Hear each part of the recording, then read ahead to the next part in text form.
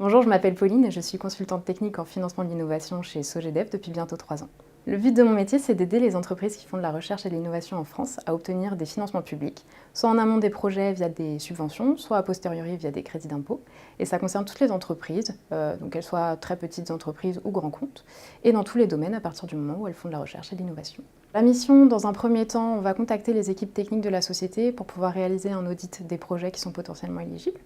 En fonction, dans un deuxième temps, on va interagir avec les comptables et les directeurs financiers pour passer à la phase de valorisation financière de ces projets. Dans un troisième temps, on va rédiger les dossiers techniques pour justifier de l'éligibilité de ces projets.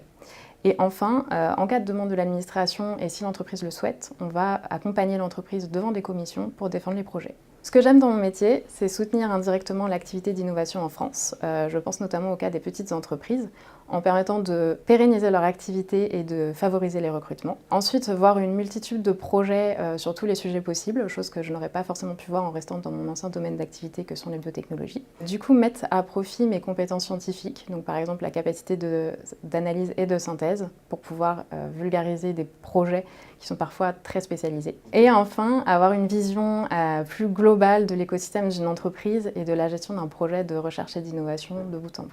Pour être un bon consultant technique, il faut avoir une bonne curiosité technique pour pouvoir aborder toutes les typologies de projets et de sujets. Il faut une bonne aisance rédactionnelle pour pouvoir rédiger les dossiers techniques associés. Il faut également un bon relationnel pour pouvoir s'adapter à tous nos interlocuteurs, soit au sein de l'administration et des organismes financeurs, soit au sein des entreprises. Et enfin, il faut être organisé et autonome pour pouvoir gérer son portefeuille de clients.